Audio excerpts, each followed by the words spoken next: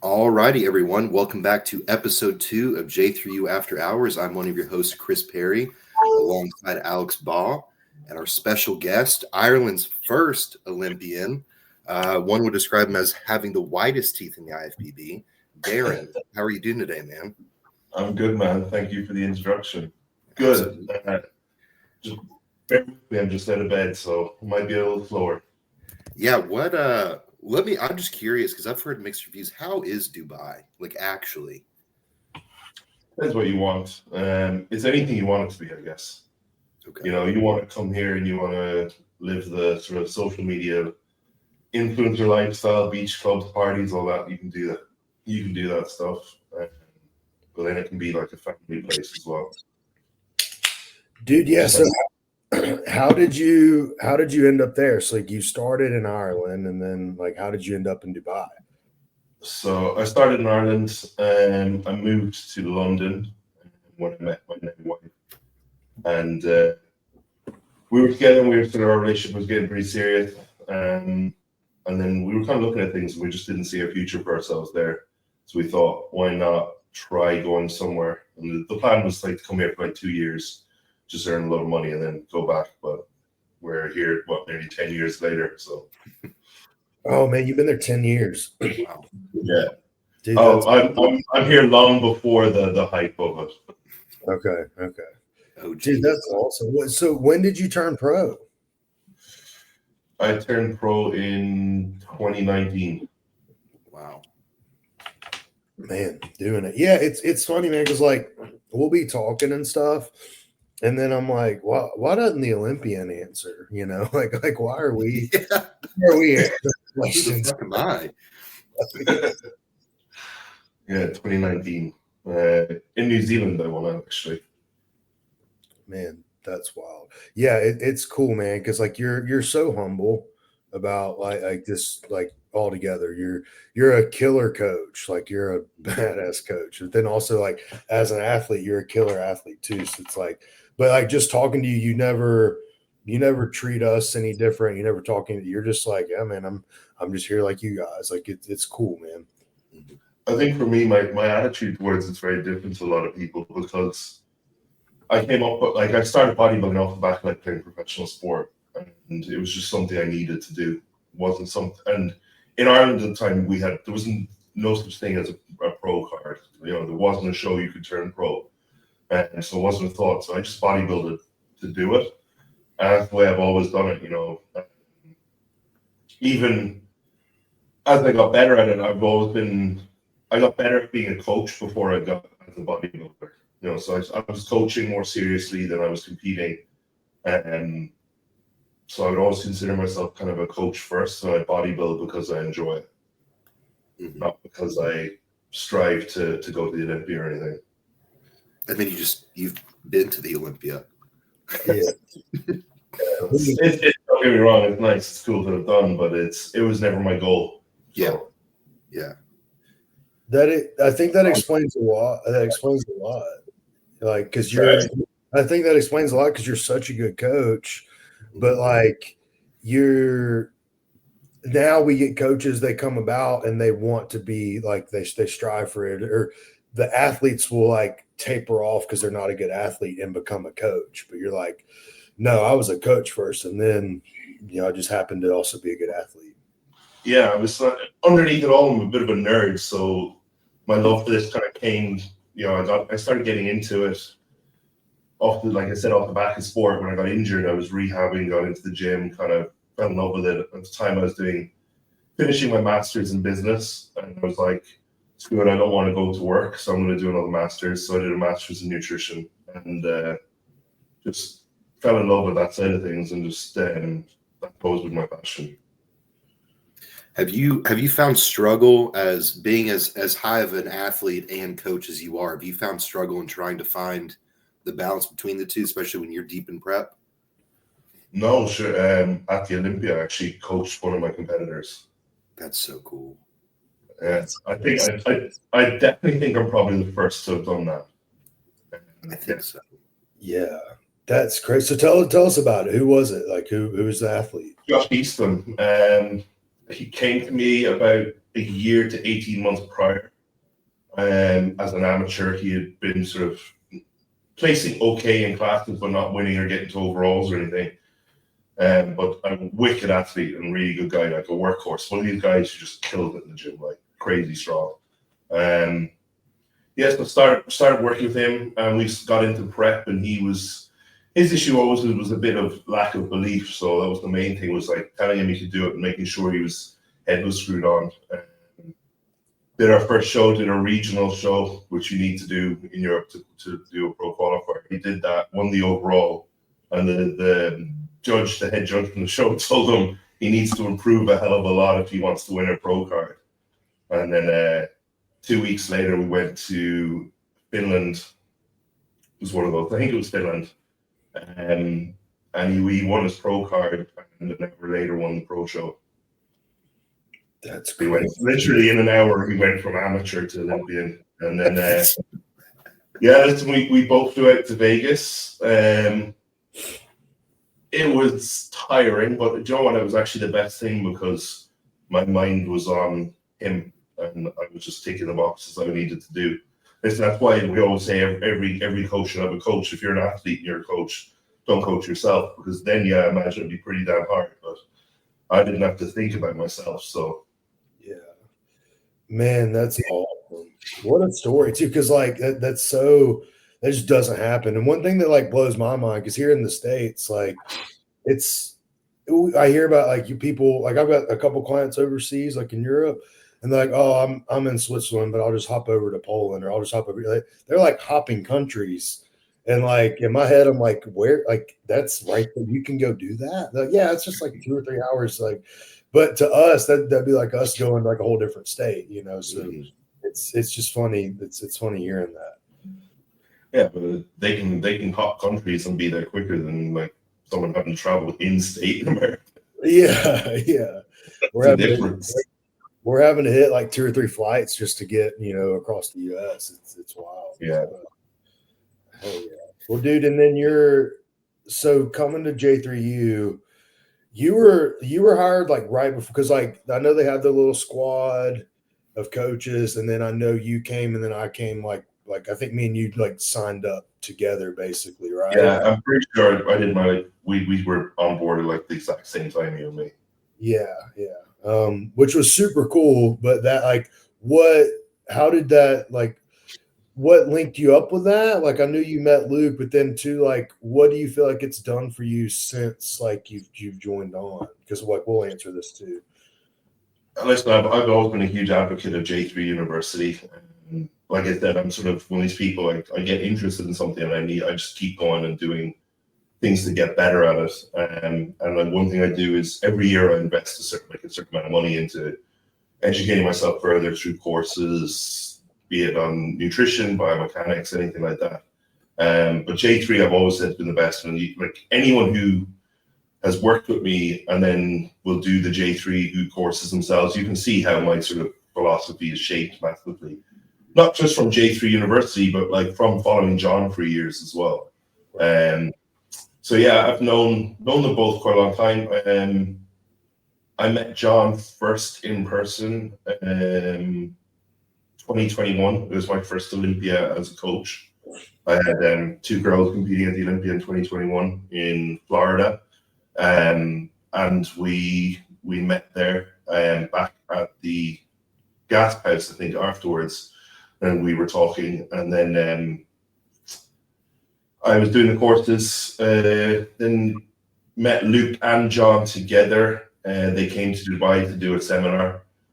So went to the seminar there, and we got talking, and a little while later, John asked me to sort of, be an advocate for J3 University, talk about my experiences and like why I liked and stuff like that. And then when the coaching launched, just had a conversation with Luke, and I jumped at the opportunity to work alongside them and the other coaches here. You're always going to get better. So that was. It's definitely happened. I think it's leveled up a lot as a coach since joining J3U. Yeah, dude. Yeah, that's what I noticed too, man. Is like it's obviously like we get inquiries and stuff for coaching, but I think a lot of it was already kind of athletes who like kind of knew of me as a coach. It kind of just gave me the stamp of approval on like, oh, like, okay, Alex is pretty good. Like now I will go work with him type deal. And just kind of then just, of course, learning along the way has been huge. Yeah, absolutely. I think definitely the stamp of approval. I think the biggest one is just like keeping you on your feet as well, like keeping you thinking. And you know, with like we're always having weekly calls and sort of being challenged in terms of like on scenarios and stuff like that. So it just keeps you constantly ticking over and in the loop rather than just you know, step it in your own lane. Yeah. You want to get into these questions, boys? Yeah, dude, for sure. All right, Darren, I've got a couple for you that are not listed. There are no right or wrong answers, but there are. So if you're going to a gas station and you got 3 snacks to choose and 1 beverage, what are you getting and why? Macros don't count. 3 snacks and 1 beverage. Mm-hmm. I'm going to go audible here because I'm definitely someone I'm going to need 2 beverages. So I'd go with something like a Dr. Pepper Zero and a Monster. I'm probably going to go with Twizzlers. Okay. Yeah, I'm a jellies person. Then some form of sweets, so like jelly sweets. I don't know. So now I'm trying to think of brands that are in America and not in like the UK. Maybe like Swedish Fish or something. And then Yes, that. yeah, I don't know. I'm not much of a chocolate person or anything, so there's not going to be one. Yeah, I don't realize we have like the shit of the shit junk food here. Like we do it all. Yeah. Dude, I saw the Cinnamon Toast Crunch bacon collaboration. I was like, yeah, no wonder there's an obesity crisis in this country. It's absurd. Way too much. What is both you guys? Well, I'll answer it obviously, but what the best backstage what the fuck moment that you've witnessed as a coach or as an athlete?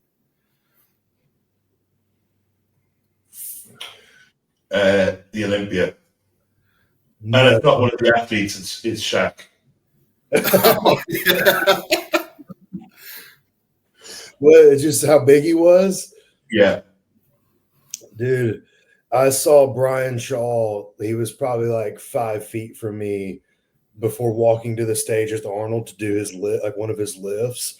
And it was like, is the largest human I've ever witnessed that close. It was, so yeah, I could imagine Shaq, but just, yeah. Does that, or actually, I think the biggest what the fuck one was, it's not backstage, but it's registering at a show. We were registering for the Arnold, and I was like, they got us to come up, and we were like getting things. I lifted my head, and it was just Arnold was like stood 1 foot in front of me. I was like, hi. And only that Wesley was behind me, and Wesley was like, oh, let me take a picture for you. I was like, okay. Oh, dude, I would have been so scared. What? So me and Chris we play this game when we're at shows together. We look for like the dumbest like what dumb shit people are doing backstage, like carbon up or alcohol or whatever. Like, what's some crazy stuff you've seen like overseas? Oh, listen, I'd say this is the dumbest thing, but I'm pretty sure this guy went on to win. I've seen a guy sitting there with a full-on McDonald's meal, chomping it down before he went on stage. He had like a burger, fries, the drink, the whole lot. Oh, I can get down with that. I'm almost certain he actually won as well. So I have one. This actually happened at Universe like a couple months ago. This guy who won one of the classic classes was he offered my client, like, he had 3 different kinds of like jumbo bags of M&Ms. He had like regular, peanut, and like one other flavor. And the dude was like nasty peeled, like veins everywhere. But he was like housing them like for like the whole time backstage, and he just looked insane. And I was like, I don't. I was like trying to like come up with an excuse on why he could do it, and I was like, I don't know, man. That's crazy. That's like back the Arnold in 2024, the year that like Dino was like disappointing. He came out prejudging not very good. The one Wesley won. Backstage for finals that night, he came back and he like lay down on the floor. He was a couple of feet away from me, and someone walked in with just bags and bags of like salt and vinegar crisps, and he was just sitting there, just eating. And then they walked in with a 12 box of Krispy Kremes, and he's just sitting there, just eating. Mate, he stood up and pumped up, and it was just like a different human. Yeah. It's stuff like that, man, that like we have no way around telling our clients how that's not going to work for them. The only way is to go, trust me, it's not going to work for you. Yeah. Let's not gamble on this one because we won't live. Because, dude, I was like, we've all seen it. We've seen the freaks do so. Like, Chris, we've seen what? Marshmallow fluff. Dude, marshmallow fluff. I've seen a whole cheesecake backstage. I've seen a cheese pizza backstage. I've seen every candy under the sun. I saw a dude house a 6-pack of Costco muffins. It's like 4,500 calories. I've seen Milo sweet tea. I saw a dude like I mean he was for sure blackout. He drank a bottle of wine like between prejudging and finals.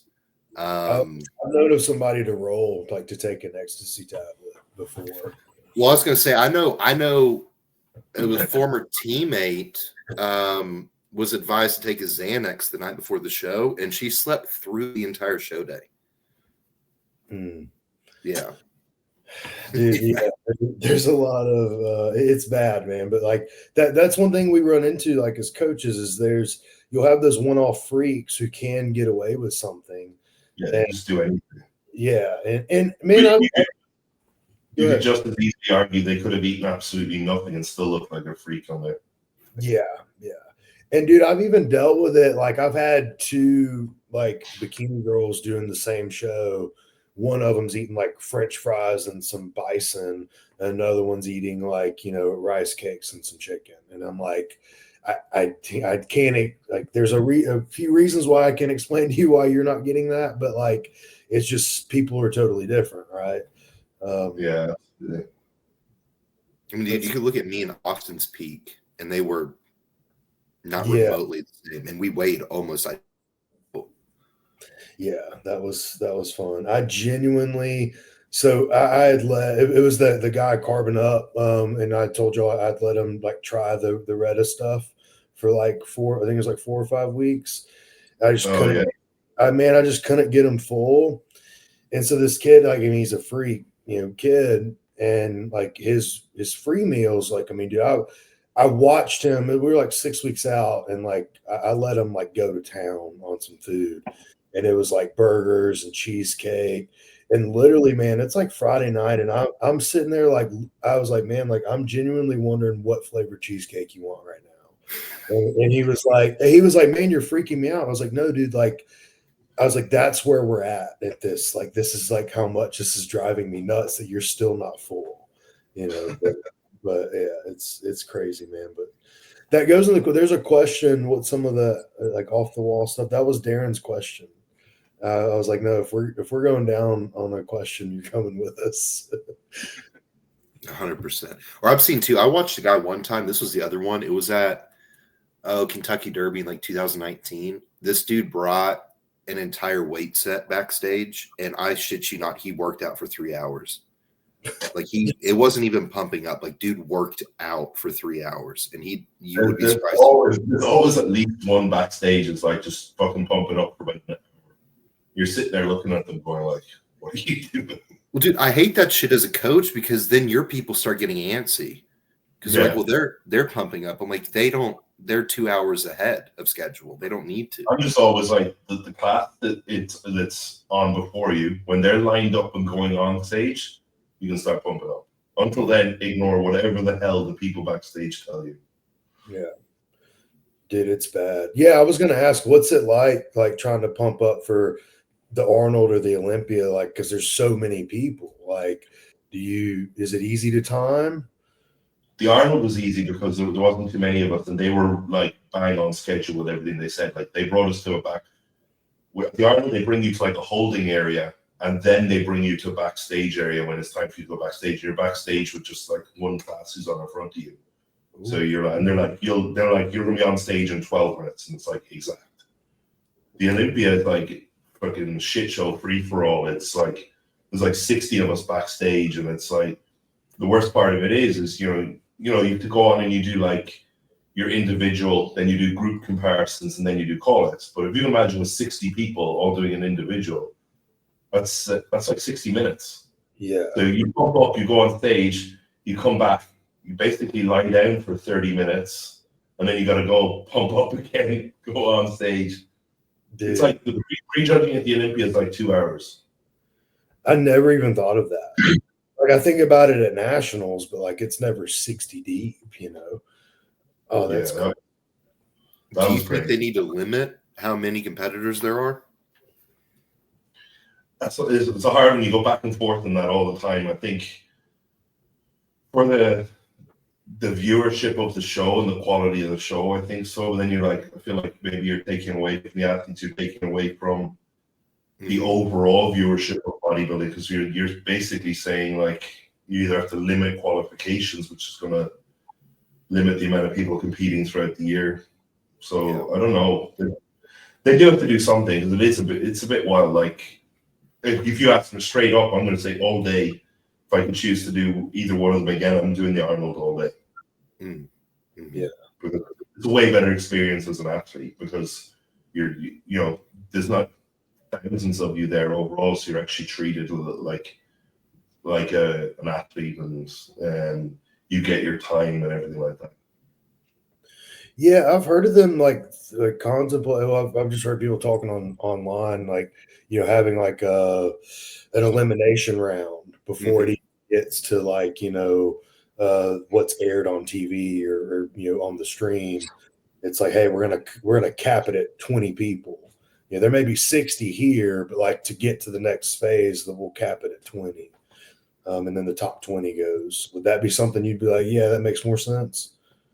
It does, but isn't that essentially all they're doing? Except they're just going to add in a third round then, basically, because they're going to go, oh, the day before prejudging, we're going to have a prejudging and eliminate someone. Then we're going to do, but in the morning they have prejudging, and then by finals that's only 10.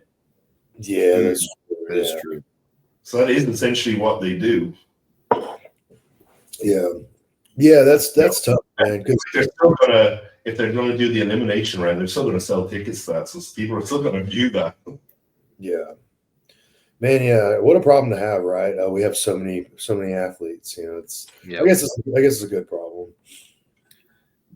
What would you guys say for you in your experiences, but also as a coach and witnessing it, are the biggest hurdles for athletes? Work, family, discipline. What do you think is the most prevalent obstacle that you guys see?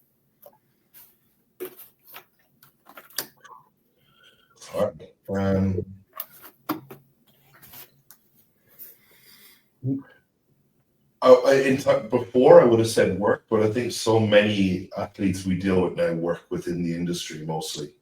Mm-hmm. I think people now, I think people know they want to be a professional bodybuilder when they're like 20. So they set themselves up to be able to do it. So it's not like 10 years ago where people were working real estate and all sorts of different jobs and they were just bodybuilding on the side. Like if you were to look through your client roster of clients who are, actively wanting to be bodybuilders, I'd say like 70% of them work in the industry as well. So it's probably not a huge factor anymore.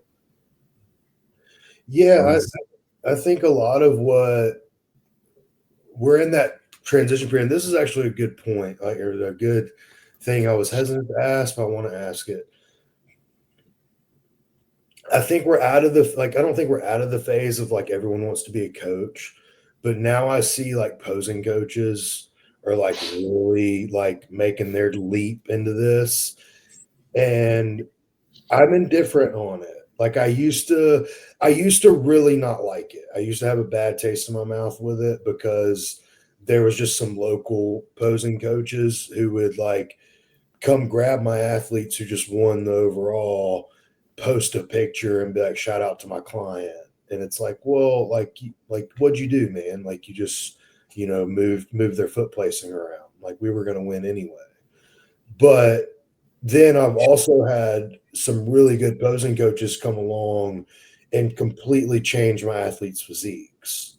So like I said, I'm indifferent on it. Like I can make an argument for why I like it. I can make an argument for why I don't like it.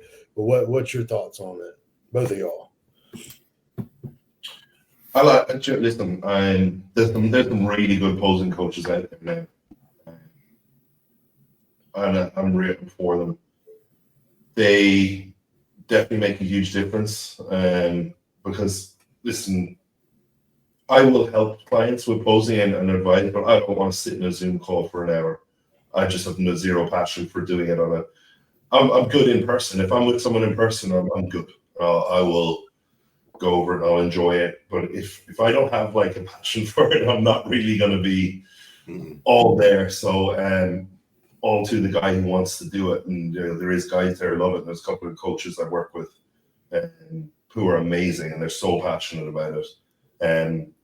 But I think it's like anything. You have the ones who love doing it, and you also have the ones who are seeing it as an opportunity. Like you said, it's growing hugely, and there's ones in there who are just seeing it as an opportunity to make money. And I see some of the stuff they do, and I'm like, dude, you don't even know what the poses are yourself. Yeah. That's where I struggle with it. Because like I have some clients who are like posing coaches, and the first thing I say is I'm like, you better be able to pose. Like I don't need to pick apart your posing in your check-in if you're gonna now be a posing coach. I don't get me wrong as well. Like maybe I'm just one of these people. I'm like, you can't be a posing coach if you haven't been on stage yourself. Yeah. I think like anything, man, it goes back to like I think we are more cognizant of the bullshit, right? Like we can see because we've been in this long enough, and it's like we know who are actually up to snuff. Like we obviously work with a select few posing coaches that we all trust for a reason. I think it's when we see like the disingenuousness, like Alex said, or you'll see like I've seen some posing coaches post like transformations, but it's like the physique transformation. You know what I mean? Where it's like them at the beginning of off season or end of off season to show day, and they're like, "Look what we did for posing." I'm like, "Well, no, you can't compare those because you also didn't get them not fat." You know what I mean? So then but the outside optics, it appears that they have taken them to the finish line, right? Whereas if you look at the guys that we use or the ladies that we use as well, they make it very abundantly clear who their coach is and what they did. And there's like a dividing line of like what was actually contributed to the process. Yeah, and I'm big on if I see any posing coach, the ones I'm going to use for clients are the ones who are going to be like straight mandatory transitions. If they're in there talking about all like fancy posing routines, I'm like, get the fuck out of here. I said, I'm like to any of my clients, if it makes no difference to your end result, don't worry about it. Mm-hmm. Yeah, I remember sending you a DM and I was like, hey man, what is your thoughts on the favorite classic pose? Like how important is it? Because like I'll have so many like up and coming classic guys come to me and they're like, what do you think of this for the classic pose? What do you think of this? And I'm like, dude, your front relax sucks. Like, I don't care. Like, I don't care about your favorite classic. We're going to lose on the front relax, Like, reality is, I think in classic, I think the favorite classic pose only comes down as it matters is if you're 50-50. Okay. Yeah. Reality, by the time you get there, it's you've won or lost, and it's not going to be the game changer unless like you're 50-50 with another guy between first and second, and your favorite classic, whoever's better between the two. Like think about it itself as how can you compare two totally different poses? Yeah, and so I think all this goes back to like the question, like what's an athlete struggle with the most? I think, outside of the job, I could say like they can afford to do the prep and the eating and all that. Like I think more of what we deal with is the mentality behind it, and not just the like. I mean, not because we deal with two different athletes, right? We have the ones who are like hypercritical, and then we have the ones that are delusional, and then we have the ones that are just there for like a good time. But like, I think what stands true out of all of it, and we say this in jiu-jitsu a lot, it's not about who's good, it's about who's left. And you see that like we've all coached some freaks and like, man, remember that guy? They did it for 2 years, and or you get a girl and they did it a couple of years and they dominated and they wander off. And then you have the ones who just like constantly are just like chipping away, chipping away, and chipping away.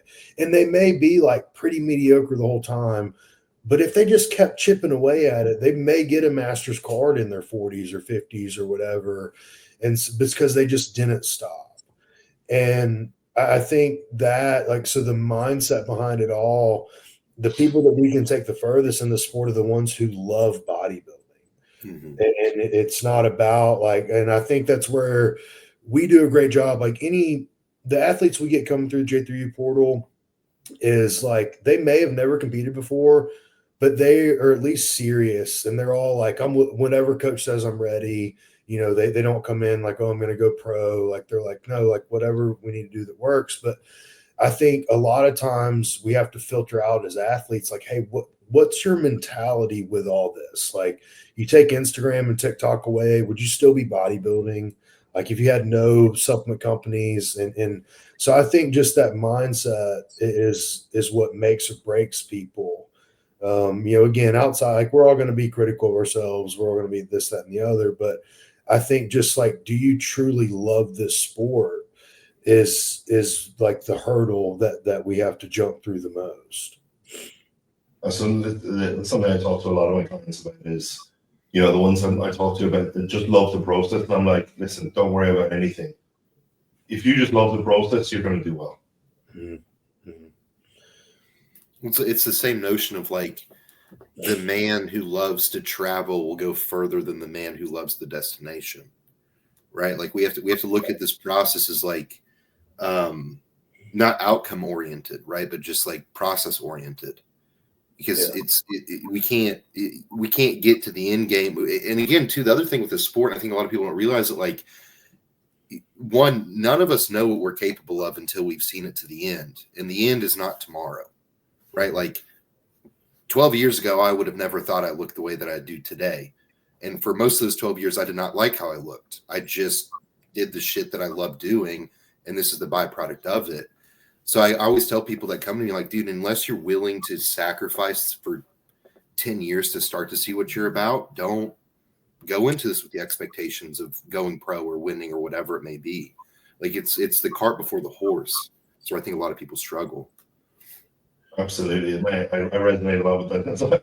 It's not like I show my clients this all the time, the ones who are a bit like this and they worry about the future of it. I'm like, listen, when I first started bodybuilding, I was 170 pounds. In 2018, I weighed 182 pounds and placed dead last in a qualifier. I couldn't even win my class at a qualifier show in 2018. And fast forward to 2022, and I'm 227 pounds on stage at the Olympia. So, yeah. And not once in there was I thinking about winning a pro card or going anywhere. It was just doing it. Yeah. Man, and that's where it's like my competition days are long behind me, but like even coming up, man, I always told myself like my pinnacle was I never thought of the Olympia. I was like, man, it'd be cool to get a first call out at North Americans. Like that's kind of where my head was at. Like, and I think now because we'll get asked a lot of people about, hey, what do you think my potential is? I'm like, well, if Nick Walker had asked us what his potential was at his first show, we would have been like, I don't know, bro. Like, go do something else. Absolutely. And Nick's my favorite bodybuilder out there, outside of John. Love you, John. But like, it's something that like, to see that, it's like you don't know, so you can't. And that goes into the mindset and the mentality of it is like, you can't put that pressure on your coach or on yourself to be like, well, because on the flip side, so many people be like, oh, well, hey, my buddy at the gym says I can go pro. And it's like, dude, you can't even eat 6 meals a day. Like, so it's like you're damned if you do, you're damned if you don't, right? But I think the biggest thing is like if you just keep at it long enough. I was shit talking a guy with one of my buddies. He's like, well, yeah, I mean, hell, the dude's going to keep doing it, 10 more years. Eventually, he's probably going to go pro. And so it's like, well, yeah, like if you just keep at it, like even if you're not that good, eventually it will come. Like, it's the ones who stay in it for the long run. I think it's too understanding the value system within this, because I think social media, though, it's like obviously the duality of it's rather extreme. But I remember, so like my first show that I did, I just didn't want to lose. That was my only hope, was that I like won true novice. That was ideally the goal. Ended up winning it. And then that became like what everybody was talking about was, hey, you can go pro. So that became like the next. They made it seem like the pathway to entry was like right there. I was 21 years old. I was 189 pounds. But then social media really started to kick up when like Dallas McCarver went pro. I'm trying to think of any other names that come to mind, but like it was always the youngest IFBB pro. So then that was like implanted. And now I think we see a lot of that in the younger generation of it's like this attempt to speed run a pro card and by 18, 19, 20 years old. And that's just not feasible. Right. I just think it's a very illogical ideal to have, that you have to get it by this certain age or therefore it's not cool. I'm like, dude, I don't give a shit if I get it at 28 or 38 at this point. I just want to get it. Yeah. I think social media shows the great success stories, and then everyone thinks that's them. But the reality is those guys turning pro at 21 are the 1%. And they're like, these guys have elite genetics, like elite genetics. The majority of you guys out there who are going to be successful in bodybuilding have good genetics, and you need to put work alongside it. And that takes years. Yeah. Dude, do you remember Cody Montgomery? Yeah. I looked up to him, like he was like, because we were like the same age just about. And I think he was like a couple years, maybe 2 years younger than me. But I just always saw him as like, oh, like that's it. That's the guy. And then now, like, I don't know anything that happened in his life or where he is now, but like he was supposed to be the next, like, Jay Cutler. And then it just goes to show, like, you burn that candle out too quick. It's like, well, okay, yeah, he was amazing. He had crazy genetics, but like the longevity just wasn't there for him for whatever reason. I also think there's a certain beauty to having to struggle or persevere to get something. It teaches you a grit, like in any sport. Because I've been involved in so many sports, I've seen it from a young age. Like the guys who it comes easy to early on, they're never there at the end. Yeah. And I don't think there's any value in that, because it comes easy. So it has to leave just as easy, in my opinion. Right? Like, what's there to gain from that, from like a tangible quality of life? Like, you can't, and I know we talk about it often, but like there's, whether we take anything from the sport or not, if you learn the ability to provide like discipline and delayed gratitude over the span of decades, whatever the next passion will be is going to benefit from that too. But if it's just kind of, I don't want to say handed to you per se, because there's still effort applied, but we've seen these guys where it's like they sniff an Anavar tablet and they're 280 and peeled. They don't comprehend, they don't provide the same level of empathy and understanding as guys like us who've been doing this for 10 plus years, right? It's like it's those guys who it comes a little bit easier, like let's say a little bit easier to get to that point. They're at a point where they're up against the elite again. You're not just up against ordinary people. So you can walk through your national show or your regional shows, your national shows, win your pro card. But when you step on that pro stage, guess what? These guys are just as good as you now. So now you've got to separate his work ethic. Like, and it's like, look at Andrew Jack, for example. That dude just started bodybuilding, started taking gear, and a year later he was wiping the floor with everyone. And you'd be like, oh, that guy's guaranteed to be Mr. Olympia. It's like, yeah, he's up there, but he's up against guys now who are just as good, and it's not as easy anymore. Yeah, and I was said this the other week. We were talking about kind of the same thing, but it's like now you have this like pro, but they have these amateur tendencies still because they didn't have to correct it and they didn't have to figure it out. It just worked, and they got away with their genetics or whatever to get to the pro card and even do pretty well. Because like if we were to look at Andrew Jack.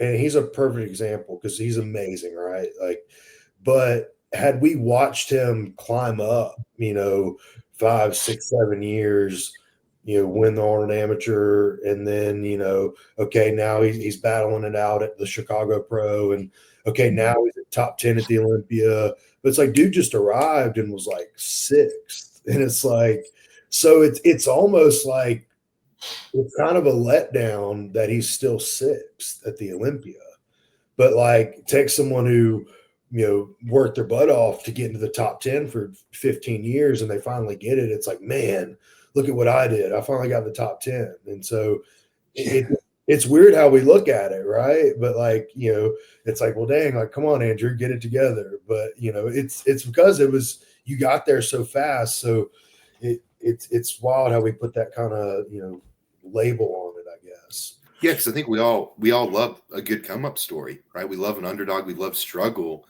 for other people, right? It's a lot harder when we're the ones, absolving that.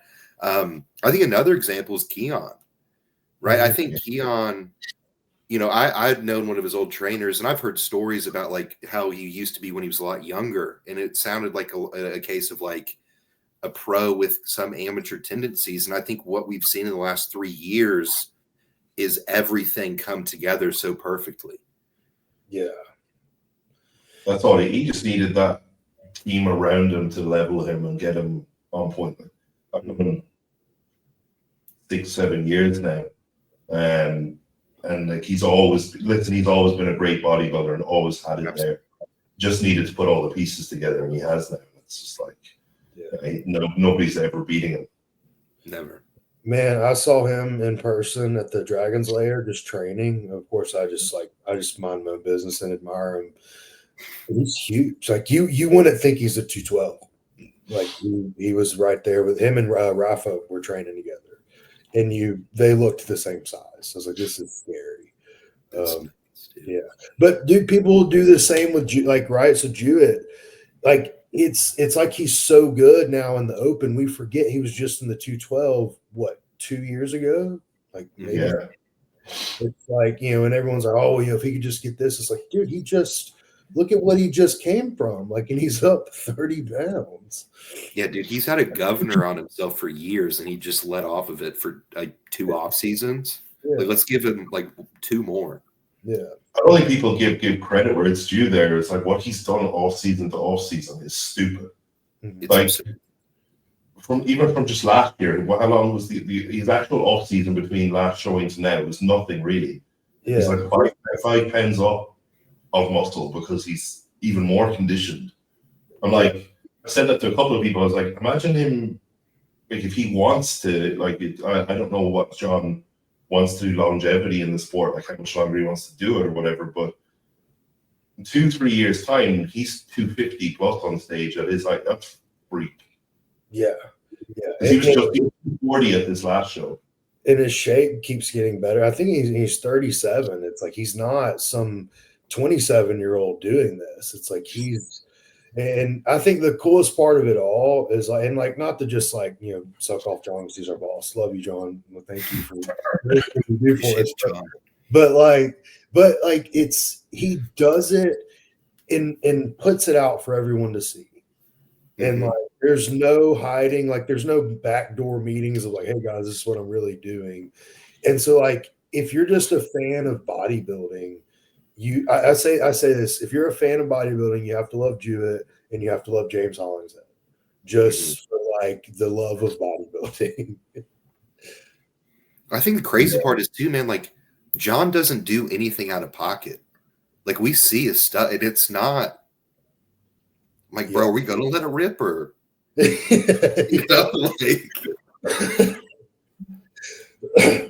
wonder why. Like, I want to which we're going to get him on here. I want to ask, like, I want to go, hey, like, what if you didn't know the science behind it? Like, what would you really try? Like, what was one thing you would like throw around? But I think it's cool because I'll have guys like killer athletes or killer coaches like, man, he's so dicey. I'm like, dude, I couldn't pay him to do a diuretic to get that way either. That's what's scary to me. I'm like, brother, how, like, make it make sense, because he's nasty, and it's just, I don't. We're trying to adopt his ways, but John's got something special, man. Yeah, it's nuts. What is something that separates the level of detail you take with your coaching over others? Luke asked this, by the way. Ooh. Our boss. I guess the answer within the question is it's just our coaching is detail orientated. I very much like to think that I'm one of those people who is very detail orientated, but then my mentality is just fucking work. So I'm a combination of the two. Because that's the way I've been. And like Luke's joked about with this as me as an athlete, because he's like, and he put the reins on you, and he's like, your last 4 weeks of prep, he's like, I'm making you come live with me. Because I'll just run myself into the ground. I'm like, just work. But obviously we know that's not always productive, but that's easier to look at someone and tell them that, but when you're in it yourself, it's a little harder. But yeah, just like looking at all the detail and just making things predictable. Like that's the way I think is coaching. If you're doing your job well, coaching is pretty predictable. Mm-hmm. Well, it's always going to be the case of some guy, you're like, what the fuck is his body doing? But there is, for 90% of the time, you do your job right and you can predict. Like I'll do it with, I've got a couple of people on peak weeks and I'm like, okay, so your nighttime weight, you're going to wake up at this weight. They wake up and you're like, how did you know I was going to wake up at that? I'm like, because I've been monitoring your nighttime weight and your morning weight every day for the last few days. I know what it's going to be because your fluid intake's this, your food's this, you know? It's why we started using the magic wand emoji, because like it was like a joke. It was like, oh, it's like magic, right? Like, it's not, but like people think like, oh, like how'd you know this? And it's like yeah, because like, and it's not even a system. It's just like when you know what you're looking at, the variables. It does become very predictable. But yeah, I think when people hear. Well, repeat the question one more time. What's something that separates the level of detail you take with coaching over others? So people hear that and they probably imagine like some coaches who like they write down the exact sodium and potassium and like all their ratios and all that. Like that's not my style. Like I have an idea, but I don't sit there and like plug it all into the algorithm and let the spreadsheet cook. Like for me, I think the detail that I think we all bring out, whether we think about it or not, is the athlete themselves. Like we learn how they process, how they think, how they move, how they feel. Like we know their feedback. And so I think a lot of it is like we can pick apart and analyze like how they text us something, or like, hey, they didn't send us a voice note this week and they always send it, or we know they don't like a lot on their stomach, so we're going to feed them this way. It's those little details that have nothing to do with like literal data details that I think makes us good as coaches. And it's something that Luke's like helped me bring out. He's like, coaching isn't just programming. Like coaching is when I first came to J3U, I was concerned because dude, I was a notes app and text message guy. Like I wasn't. And Luke has his beautiful spreadsheets. So I was like, dude, like, you're going to hate me. Like, and he was like, no, like, this is fine. But it turns out, like, he's like, man, I need you to feel like, how can I pull more out of the athlete in particular, not just like this system we have. Yeah. Yeah. I think it's the biggest thing, dude, is like because we obviously get, and part of why I'm so happy to be a part of this group is like, we get presented an unbelievable amount of information, which is awesome, right? Like what we're given every week, whether it's through you guys, through Luke, through John, it's great. So it's like we have this massive backlog of stuff that we're always learning, But then each athlete, I think where I kind of excel is like meeting the athlete where they're at, right? And just giving them what they need to know then until we get there, right? Because it's the same thing, dude. Like, there've been, I won't say the coach, but there's a coach out there who offered to like work with me for free, and I wouldn't fucking do it because I saw the spreadsheets. I was like, I'm not tracking all these metrics every day. I know myself good enough to know I don't need that, right? And so it's like we see that sometimes where it's like you if you provide too much, it's analysis paralysis, and then you're overwhelming the client, and then they're not really understanding what's happening, right? And so there's like I don't want to say system, but it's like I have like a means to how I like to educate athletes over time, especially with my first timers, to get them to that point, right? And it goes back to what we talk about all the time. It's like we're not coaching screens, we're not coaching spreadsheets, we're coaching people. We just have a really good app that allows us to do it in a very user-friendly manner. But then we get there's so much more nerdy shit on the back end that a lot of our people never see. It's just a means in how we communicate it to them when we need to. And again, that is what coaching actually is. Exactly. You've touched on a couple of things there that I think is really important. I always say about anyone, I'm like, the smartest person in the room isn't the one using the biggest words. The smartest person in the room is the one making it sound as stupid and simple as possible. And I always think with clients, I'm like you said, there's so much information. Yeah, from a client as well, we're receiving so much data and information. It's taking that all in, processing it, thinking about the several different routes you could be going, but then coming back to your client and just delivering with conviction that it's just, this is what we're doing, this, cool, real easy, don't worry about it. And they're going away going, oh, cool, this is easy. Whereas you could have had a million different thoughts in your head. It's processing and analyzing lots of information coming through from your client in pretty quick time. You're not going to have 2 days to go over it. You've got maybe a few hours maximum going over it, thinking about the different routes, different solutions, and then being able to just tell them the basics and the simple in a simplistic manner that they can just go away from it and not like foolproof. You don't like, there's coaches out there who are sending stuff to their clients like, and it's like they need a degree to understand some of the stuff they're sending. That is a sure way to know that client is going to fuck up something and get it wrong.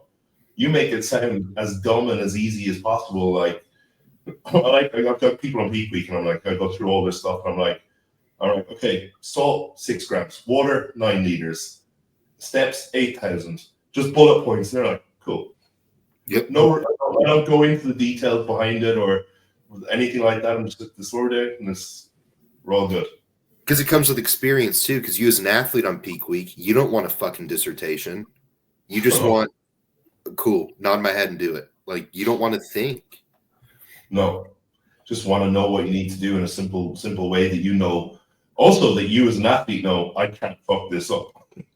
Yeah. Yeah. Dude, because and like we get a lot of people, they're part of the curriculum courses and stuff, and a lot of times they'll want to go back and forth on like hey, well, John did a video on this. I'm like, yeah, but like that doesn't really fit like what's going, like he can't get very specific onto what exactly you need to do. That's why I'm here to do it. And so on the same like token, there is times where we can fully dive into your lipid profile for you and fully explain all that. But at the end of the day, it's like, hey, like I'm here to do, not to teach. If you want to be taught, like use our discount code for level 1, level 2. But like, that's why we're here as coaches and obviously guide them and make sure they understand like why we're doing some things we're doing. But it's like, I'm not about to dive into the coursework on you. Like I just got to do it. And you got to trust me. And like Darren was saying, it's that confidence and that like, hey, I know the decision we're making. This is how I'm telling you we're going to do it, and let's do it. Yeah, I think that you touched on like a hard one there, because I think we all coach. Like I coach so many guys who are coaches themselves, and there's a couple of them that literally our check-ins are like education conversations. I don't mind. My rule is, if you have a question regarding your process, I will go into as much detail as you want. Yeah. If you're asking me a generic question about one of your clients or a process like that, I'm sorry. If I can give you a quick bullet point answer, I will, because I won't leave you hanging. But if you want to know the ins and outs of it, you need to go. It's all covered there. You know. Yeah, and like, you know, because the more I coach, like you guys, I'll coach coaches too, and there are some times where I enjoy, like, I'm like, yeah, like, let's see what you got. Hey, you know, but like for the most part, like you said, it's very, you know, hey, I need to make sure you understand what we're doing, but like we don't have time. Like there's not enough time in the day to like give you the full breakdown. Unless I'm being a smart ass, like, because there's sometimes where people like I'll admit, like if I got a point to prove, I'm about to J3U lecture you. I'm about to give 10 minute spiel on it. But that's very, very few moments that happens, but it has happened before. Yeah, if you get a 9-minute voice memo from me, it's an ego swing for sure. If we haven't gotten to it at that point. But no, it's fun. And that's the other thing too, is like it's hard to like draw a fine line in that sand, because I work with a lot of first timers. I want to educate them, because for me, I find that at least how I operate is adherence comes from education and enjoyment to a certain degree, right? Like there's still obviously caveats within that. But if you like the plan, you understand why we're doing the plan, you're more liable to just do the plan. Therefore, you get the results that we're both after. So I love talking to my people, but there's a certain point when it's like, hey, I've answered the SLUPP question 47 times today. I really don't want to do it again. You know what I mean? It's like we're not even using it in your protocol, so I don't care to talk about it at this point. That's when I just we get sent to post at that point. You know, that's the biggest. I have a number of clients who will send me on DMs on Instagram, like a post about one of these new peptides and stuff. I'm just like, Yeah. That's me. I'm not getting into this. Yeah. It's like, hell yeah, awesome. I hope it works for him. Like, another one. Nice. Yeah. That's actually one of our questions, though, Darren, if you want to get into it, is Clin versus SLU. Shit. We can make it quick and keep pushing. I don't think there is a versus. They're two totally different mechanisms. I think I'm not going to discount SLU. I actually do think there's some benefits to it, and its application can be used. I'm sure you guys have clients out there who can't use Clin. Simple as. So SLU is a good alternative, right? But we're going to go one versus the other. Let's look at like cost versus outcome. But you can run Clin all year long versus for the price of SLU for 2 months. Yeah. You know, that's the reality. But then you look like there's a lot of study out there showing SLU's benefits on like resting heart rate, insulin sensitivity, things like that. And I'm still not fully sold on it, because I see all the anecdotal data. Like we've seen the rat studies on it, and then like it's like 50 milligram per kg is the application of rats. I'm like, okay, make it make sense that a man is using 400 mcg then. Mm-hmm. It doesn't make sense, right? And then all the anecdotal data on reports of people talking about, you know, their HRV coming down, their resting heart rate being better, their cholesterol being better. I'm like, okay, is that the SLU, or is it a byproduct of you're in a fat loss phase? Yeah, you're on a better diet and doing cardio. Like, because I'm sure I could be taking Clin and make the same arguments, because, well, part of the resting heart rate, but because my body composition has improved, you know, my overall fitness has improved because I'm doing cardio, I can make that same argument. So until I see some data of some person who has stayed the exact same weight, doing the exact same thing for a number of months using SLU, and they see their health metrics improve, then I may be convinced. So yeah, my thought behind it is like, hey, let's put those two together, right? Like, but more like realistically, like I don't like how we get positioned like you have to pick one or the other. Mm-hmm. Obviously, like Darren stated, there's reasons to use one versus the other if you can't use one. But I think with us, like because we're now in the research phase, right? And you know, the research era and the science era of bodybuilding. But like a lot of what we don't, like, I guess people don't realize or point at is like Darren, how many people have you coached like over the years? Like hundreds?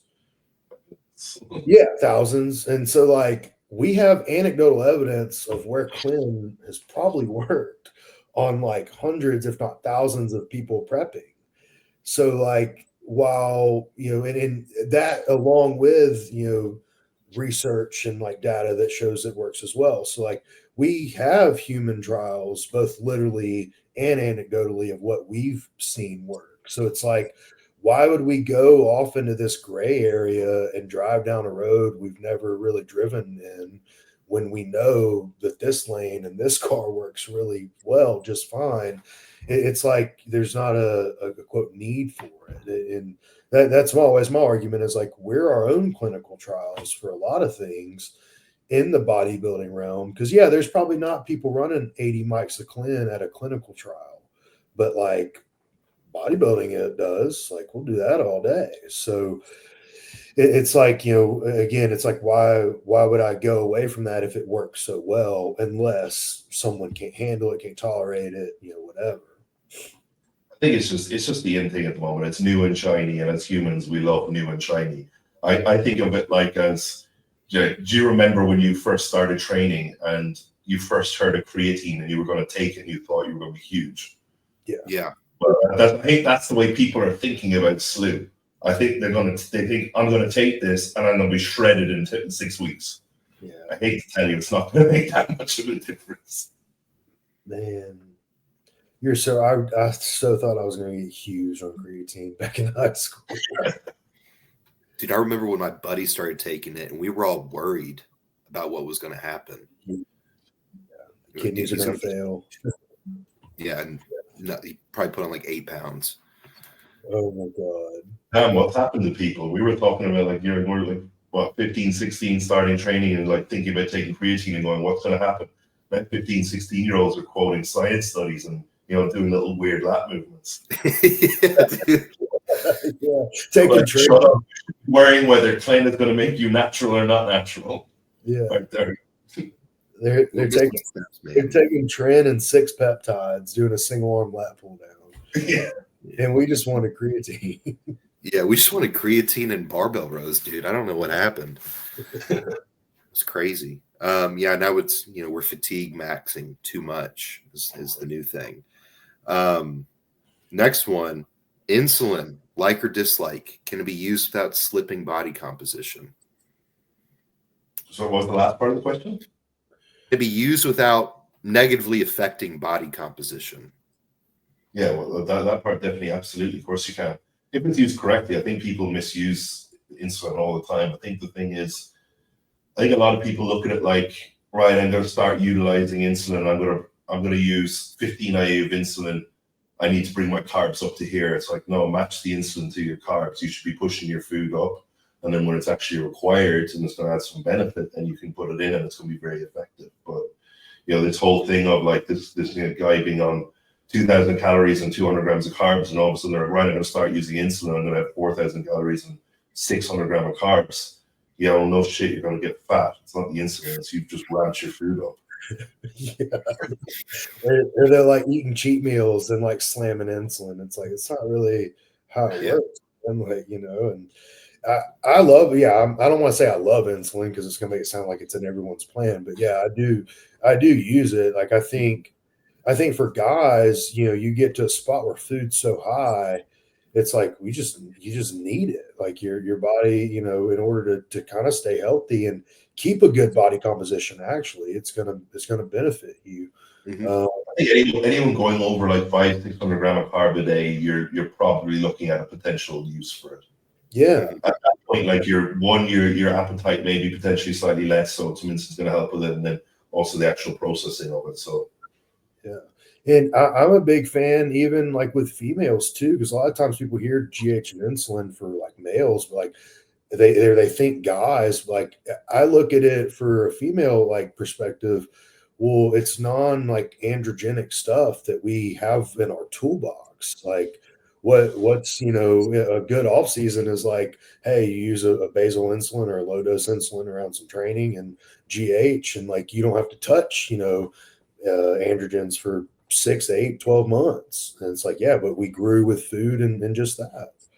Yeah, I think with females, that should be your first exposure to anything, should be GH and insulin, because like I said, non-aromatizing, non-androgenic.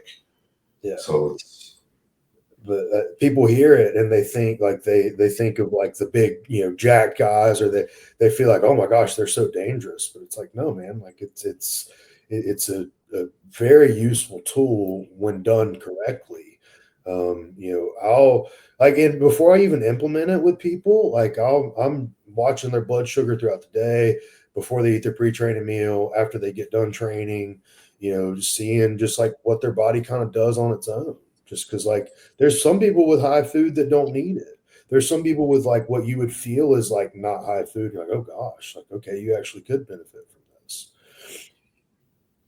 yeah, I had a guy on the team at the moment who just finished the push phase, and he was eating 1,300 grams of carbs a day and still starving. Bro, I had to hire you, dude. Like, He was giving me a hunger score every week of 10. I'm starving. I'm like, what the fuck is wrong with you? Dude, shut up. What? Hold on. All right, what food sources did you start working with him? Like, you can't do 1,300 grams of carbs from freaking rice. He was. Generally, there was a small, like most guys, I'm getting over 500 grams of carbs and I'm using dried fruit, honey, stuff like that. Trying to work on this dude. He needed the volume for society. How big is he? Yeah, what does he do? He is 305 pounds. Okay. All right. I'll shut Dude, up. that's crazy. He was 222 pounds like 12 months ago. I hope to see this transformation. Very much. I hope you haven't posted a picture soon, because that's freaking awesome. Yeah. No, yeah. He's gonna be a freak. Yeah. Is he like highly active? I'm still trying to wrap my head around this one. I'm sorry. Does he Just chilling? He trains like an animal. He's one of the strongest people I've seen in the gym. Okay. I would hope so. I would really hope so. But he's one of these guys, right? He's one of these guys. He's in his mid-20s. That's like never competed before, but his like thing coming to me is, I want to be a super heavyweight bodybuilder. Hell yeah! Like he's like, none of the bullshit of like men's physique, plastic. I know. I want to be a fucking monster. So I like this guy. Dude, for those listening, this is what coaches like nerd out about. We don't talk about the problems. We're like, hey, look at this guy. They're like, guess how much I'm feeding him. Like, this is what we talk about behind closed doors. Yeah. Like, it's a dream come true of a client to come to you like that. Like, that's what we all want. Well, no, you kind of get to the point with like, what's wrong with this guy? How is he ever going to be satiated? And then it's like, how am I ever going to diet this guy? Yeah. You're like, bro, like what? Like, you're hungry now. Yeah. I need to send him Trey. Dude, send him Trey Davis right now. So I have this. He's one of my good friends. I also coach him, but he was like just fat as shit growing up as a kid. And dude, his hunger score is a 10 no matter what. Like 1 week out, 180 weeks out, it's always a 10. And I'm like, dude, quit answering. Just leave it blank. So yeah, I'm curious to see how you diet this guy, because that's wild.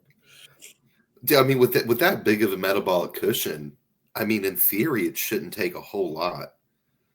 I mean, so we're just starting a phase of like a little pullback phase, before we go into another push with him. But his calories, this is pullback phase. I think there are 6,000 on the training day.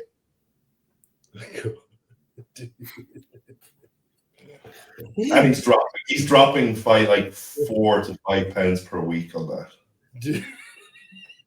Dude, tell this guy we are rooting for him. Yeah, I am such a fan of his. It's absurd. Yeah. So let me ask this. You have a guy like that. Let's say they're not hungry, right? But like, what's one of the like out there things you've put in a diet? You're like, man, I don't like. Not that you hope no one ever hears about it, but like, what's something you're like, oh, that's definitely not normal. Well, is anything not normal? I think it's all. You usually I just try with guys when they start seeing appetite dip. I'm like, right, it's dried fruit, honey, Rice Krispie squares bars, orange juice. Yeah. Or any juice. I always put orange juice and say or any juice sub equivalent. I've had a couple of guys on that I've macroed in, like actually put in their pan and put the macros in for a Five Guys burger and stuff. Okay, yeah. That's probably as out there as I've gotten to is like, hey, just like, you know, McDonald's every night or Five Guys every like just something. I've had some athletes, some football players I've worked with where like they would have 2 PB&Js at the end of the day. I'm like, hey, just hey, 2 big old peanut butter jellies and go to bed. I used to do a lot more sports specific coaching a couple of years ago, like working with rugby players and stuff. And I was saying that then their food sources were a little bit more like, but then it was like you can have this, or this, and it's like a rough calories. Yeah, because they do what? You want to hear this diet when you're done? Yeah, I got it pulled up. It's disgusting. Yeah, my guy, like, because I'll have some guy. I had one kid this year. His name's Lucas, and I put peanut butter and jellies in his plan. And I was like, listen, man, like, I don't care how full you are, you can get this down. Like, let's go. But then he's like, well, how much do I weigh? It's like, man, I don't give a shit. Just like bread, peanut butter, jelly, eat. Like, don't weigh it out. Like, we're fine. I have one, but it's not even that I gave him this food. I work with this guy and he works on macros. Mm-hmm. I've worked with him a couple of years now. And the first year we were working together, we started prep. And he said, I can't remember what he said to me, but I was like, what are you eating? And he was like, white fish, mochi, and peanut butter. That was his only food sources, really. He was using mochi as his carb source and white fish for protein and peanut butter for his fat sources. I mean, okay. Dude's hardcore. He just like he'll often post them. I'm like, I am not showing your food because now that I've got him eating like rice and stuff. Yeah. I'm like, I'm not showing your food, mate. You look like it's a prison diet. Like this guy follows macros and his meals are just literally he cooks white fish and then cooks rice and just eats them both out of the pan he cooked them in and then like some peanut butter. I'm like, you're like John's gonna rip this meal apart if he posts it. I just give him this guy is choosing to eat like this. Not a micronutrient in sight. No, well, actually, I have recently had to like go through them because I was like, we're in his off season and it's like it's not crazy high. He's like, oh, my appetite's not great. I'm like, yeah, well, stop just eating rice as your carb source. Let's put in some fruit. Let's put in some honey. It's like take those down. I've had to kind of get in there with it, and he's like, okay, I can eat again now. I'm like, good. Dude probably blew his mind eating a strawberry after following that diet. Like, but he's got exploded. All right, this diet is gross. Let me preface. This is one of my buddies. He was 270. He's like 6'4". He was 280 at the time with abs. Former swimmer. Was trying to get to 300. Iron gut. He gave me his base meal plan, and that's what I used as the framework because he can only eat 4 times a day because he's working a factory job. All right. His macros were 365 protein, 1335 carbs, 210 fat over the span of 4 meals, and it was 2 shakes and 2 meals. His first shake was 2 cups of chocolate milk, 2 scoops of serious mass, 1 scoop of whey, 300 grams of yogurt, 40 grams of jelly, 40 grams of honey, 100 grams of banana, 2 double stuffed Oreos, 3 ounces of heavy whipping cream. His meal 2 was a Chipotle bowl. And I had him add pineapple and a kombucha to help with digestion. Meal 3 was 7 ounces of 80/20 ground beef, 150 grams of gnocchi, dry weight, 150 grams of pasta sauce, 2 tablespoons of olive oil, 100 grams of carbs intra-workout from pomegranate juice and Gatorade powder. And then his final meal of the day was 2 cups of chocolate milk, 2 scoops of serious mass, 1 scoop of whey, 100 grams of banana, 40 grams of honey, 40 grams of jelly, 3 homestyle Rice Krispie treats. I got him to 300 with abs. That's the wildest diet I've seen. Dude, I was writing that during a prep, and the whole time I was irate. Like, as I was writing, I was like, you fucking piece of shit. Like, yeah. Inspired by Michael Phelps. I love the kombucha for digestion, and then digestion. I'm like, yeah, just throw a plaster on your broken leg. It works. That, and then the pomegranate juice, for the heart health benefits. So Yeah. I just want to get some fructose in there too, for uptake. I was thinking, it was years ago. Dude, I want to put that in a plan for John and be like, hey, will you look over this diet for me? Yeah, just whenever you get a chance, just give me your thoughts. That's what we were. So Darren Luke was in town and I was fucking around. I was like, dude, I'm going to build out a training program with FST7 on every exercise. and I need you to get John to audit it for me and like the review. And I was like, just see what he says. It's just FST7 plus. Oh man. What else do we have? I feel we got one more, do we?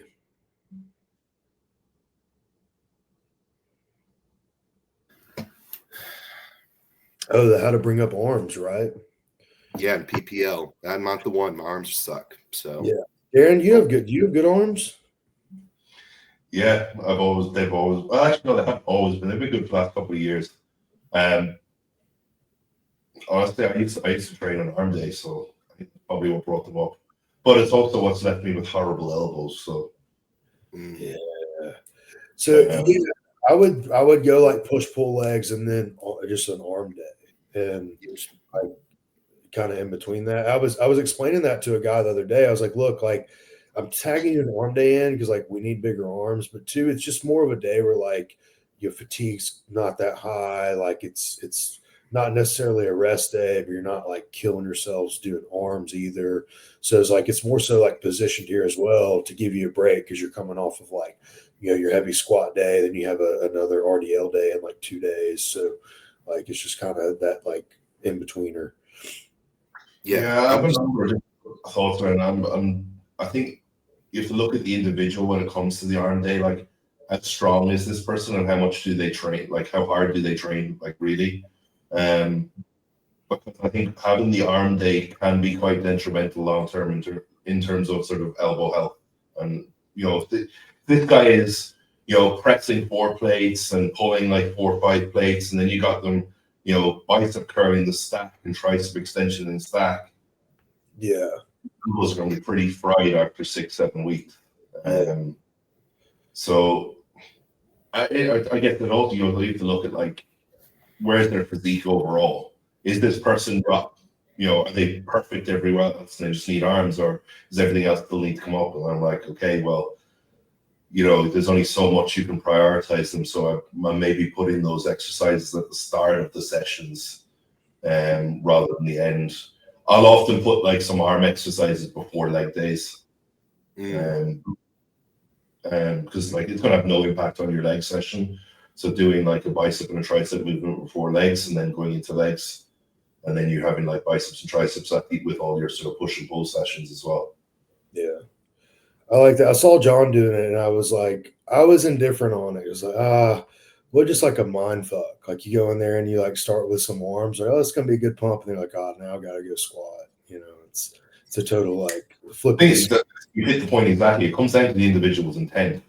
Yeah. Like it doesn't matter how you fucking program arms if this person's just going in and getting a pump. If you're going in and actively trying to like brain your arms, like you're treating them like your legs and you're doing progressive overload, you're lifting as heavy as you can, then they'll progress.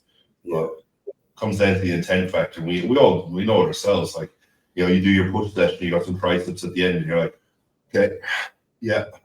But, yeah. Well, yeah, they're probably not going to grow so much.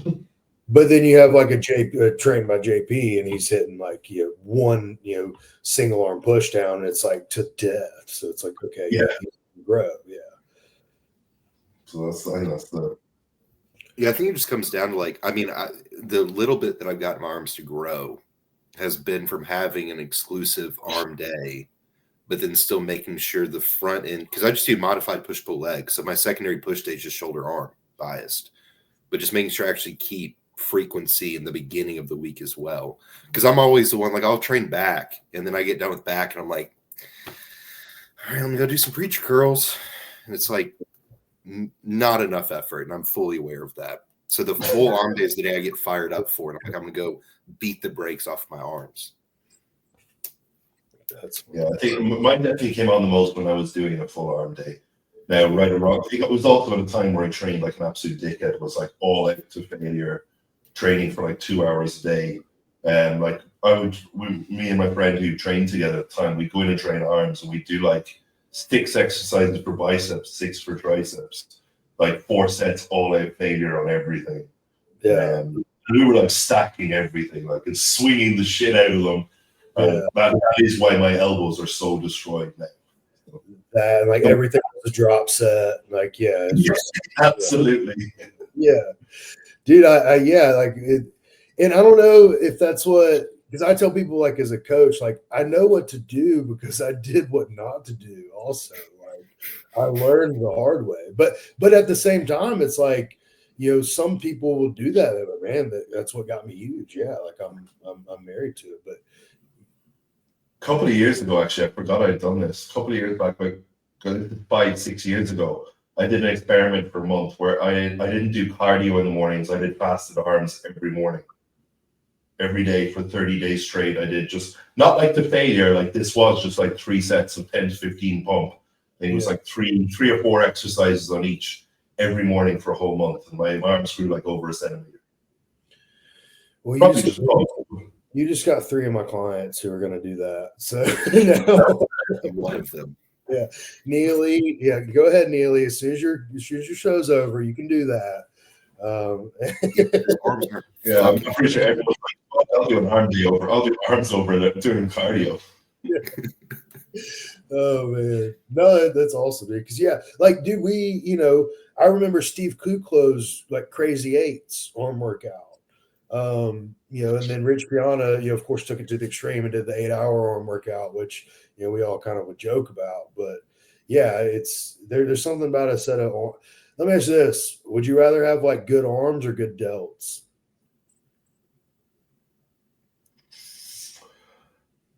Arms.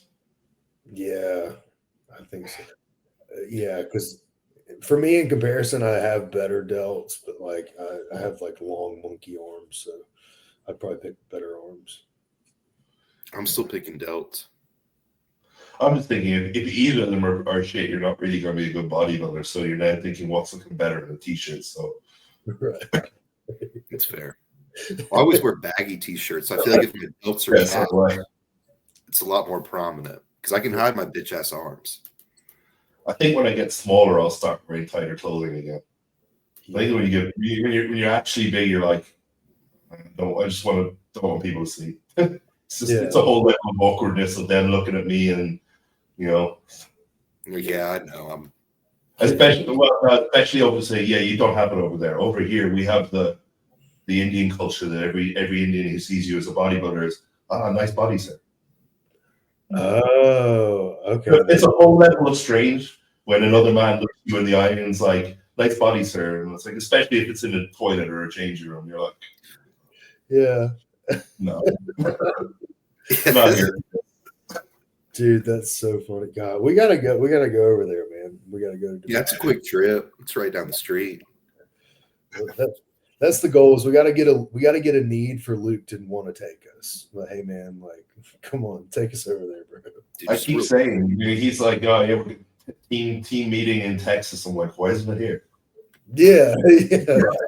Fly us out, man. I know we're doing good. I know those books are looking good this year. Net worth is up. Yeah, it's only 20 hours and 13 minutes, give or take, to get over there. Brother. What do you do? Okay, so Darren, what do you do on that flight? Like, because I don't think I'll ever take that flight. That sounds terrible, but what do you do? Okay, so most of the time I've been flying to America, I've been in prep. So I'm literally just raw dog that flight, staring at a seat, starving my head off. Dude, you're different. Man. Yeah. You were not a choice. It's like, oh man, it's horrible. When you're in prep, it's horrible. When I'm like the last time I traveled out, I'll just sleep a few times, take something, take a Xanax or something, and sleep and pass out. But most of my times I'm traveling for shows, and I'm just literally like, I've got 2 little bags of like 150 grams of chicken and a little bit of veg for an 18-hour flight. So I'm just sitting there staring at the thing in front of me, going, how much time has passed? I'm like, okay, we're 20 minutes into the flight. We haven't hit altitude yet. You know when you're like literally it's a week before a show, you've got no concentration, so you can't even watch a movie. No. There's no point. That's how much weight do you lose from a flight that long, or like how much does yours fluctuate? I'll always, if it's in prep, I'll always drop about 5-6 pounds. Damn. wow. Like when the Olympia, I remember that travel was horrible. It was like, can't fly direct from Vegas. So it was like from here to Los Angeles to Vegas. They fucking lost our luggage, so that was delivered later. And then our rental car just wasn't there. You know, we use Turo every time we're from America, so it just wasn't where it was supposed to be. So we had no car, so we had to get like a taxi to our accommodation, to our villa we'd rented, and like try and book a new Turo.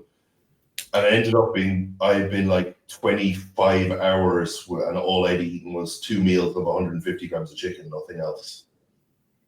And I got there, I traveled, I left, and I think I was 1 pound above my cap at the time.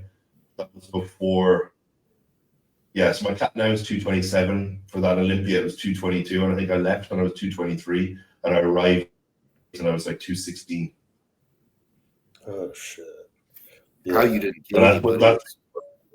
That whole week was like, I was working with Callum, pro coach at the time, and he came over and he saw me. He was just like, that base. And I went into Dragon's Lair that first day, and I've known Flex for years because we were both at BSN back in the day. And he just saw me and he goes, that's the face of someone who's peeled. Sucked in. And I had to eat so much that week. I think that we did like the 2 days prior to the show was 16,500 calories. Oh man. To the point like that's not even fun at that point, right? You're like, no, I had ulcers and stuff in my mouth, and it's horrible. Dude, you're a savage, Darren. Like, yeah, you're different. Yeah, you're different. Hell yeah, boys, that was good. Is that it? Yeah, that's all we got. Hell yeah. You want to close us out, dude? Yeah. Well, Darren, thank you, man, for being here. It is, for those who don't know, it's 4:30 in the morning, Darren's time. So we appreciate your sacrifice. For those who have listened to this point, if you can like, comment, share, and subscribe, share with a friend, share on Instagram. You can find all of us on Instagram as well. Me and Alex have our tags below. Darren, what is yours on Instagram? Just my name, Darren Farrell _ IFBB Pro. IFBB Pro. You heard him.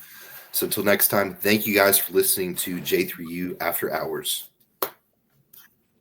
Cool. Yeah. Awesome, dude.